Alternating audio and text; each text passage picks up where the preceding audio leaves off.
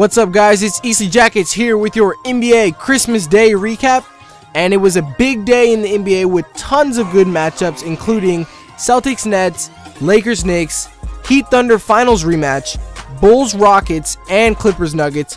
So let's go ahead and get started. First game was between the Celtics and the Nets, and it was in Brooklyn, and the Celtics cruised to an easy 76-93 victory. One huge difference was the second quarter, the Celtics outscored the Nets 34-18. And also for the Celtics, the rookie Jared Sullinger scored a career-high 16 points, which is pretty good for him. And Rajon Rondo also added 19 points, 6 rebounds, and 5 assists, which is a pretty solid contribution. As for the Nets, some positives include, well, not much. Gerald Wallace only scored 15 points, as did Brook Lopez, but to have your two stars, Deron Williams and Joe Johnson, score 10 and 12 points respectively just isn't going to get it done against a veteran Celtics team. And I know on offense the Nets are struggling. Avery Johnson needs to figure out something with that team because they have way too much talent to, be getting beat this bad on Christmas Day. So hopefully the Nets can do something about that.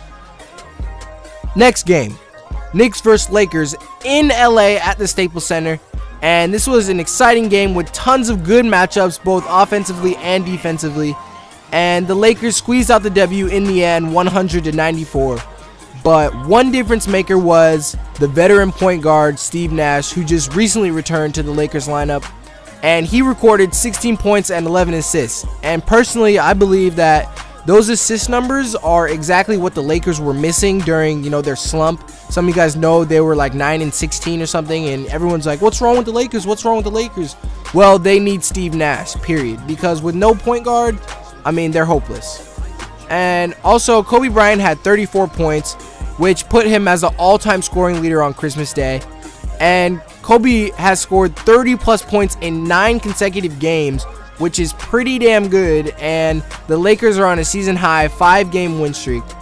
As for the Knicks, Melo scored 34 points as well, and J.R. Smith added 25, which is good since J.R. Smith has been known in the past for, his inconsistency and bad shot selection. But, when he contributes positively and doesn't make dumb mistakes, the Knicks have a way better chance of winning. I've also been incredibly impressed with the way Melo has been playing, pretty much this entire year, since he's actually working hard on the defensive end.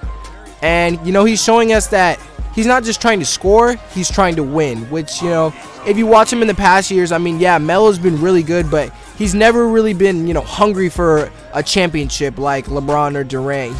He's kind of just, oh, I'm just going to score and not do much else. But now, you can definitely see from the way he's been playing this year that he stepped it up.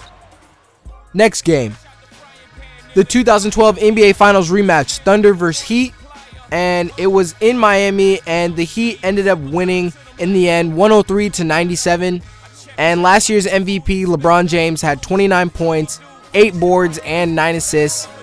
And one huge difference maker was Mario Chalmers, who scored 20 points, including 4 3-pointers, which was a pretty big spark for the Heat.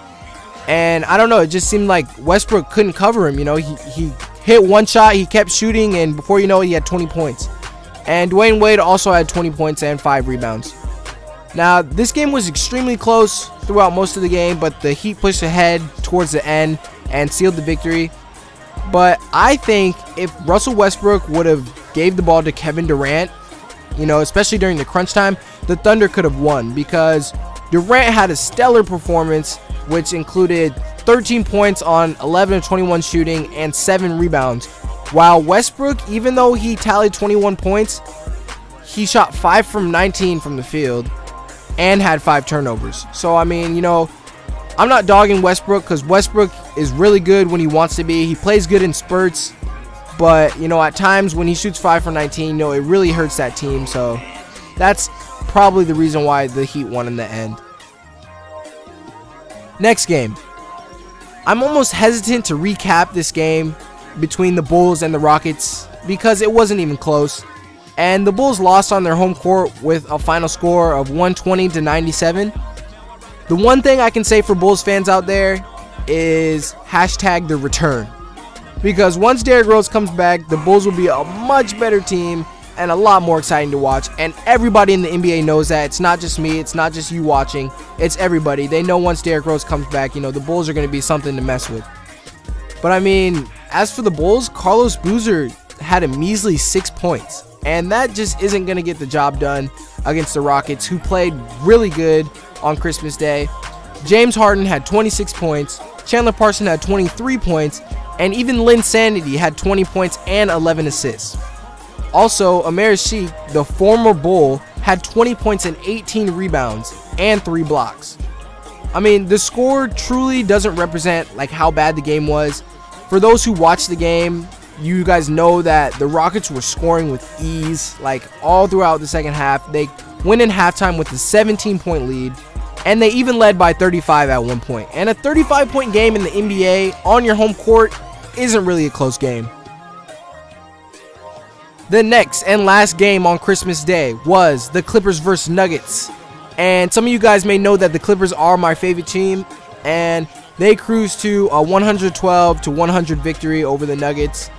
And even though the game was pretty close in the first quarter, the Clippers blew it open later on to get their 14th straight win, which is a franchise record and the league best 22-6 record.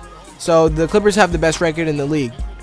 And the Clippers bench was the biggest difference in this game.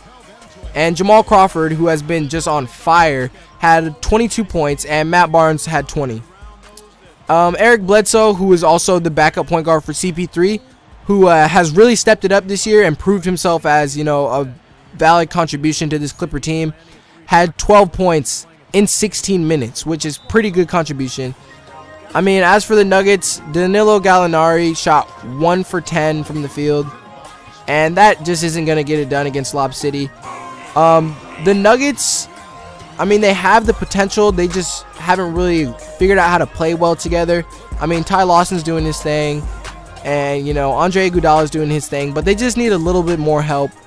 But, I mean, also, they're facing the best team in the league right now, and that's right, I can say it, the best team in the league, the Los Angeles Clippers, so you can't really expect them to, you know, come out with the victory, especially them playing on their home court at Staples Center. So, yeah, guys, that's my recap of Christmas Day in the NBA. Be sure to hit the like button if you liked the video and subscribe for more. Thanks for watching, guys. This is EC Jackets, and I'm out of here.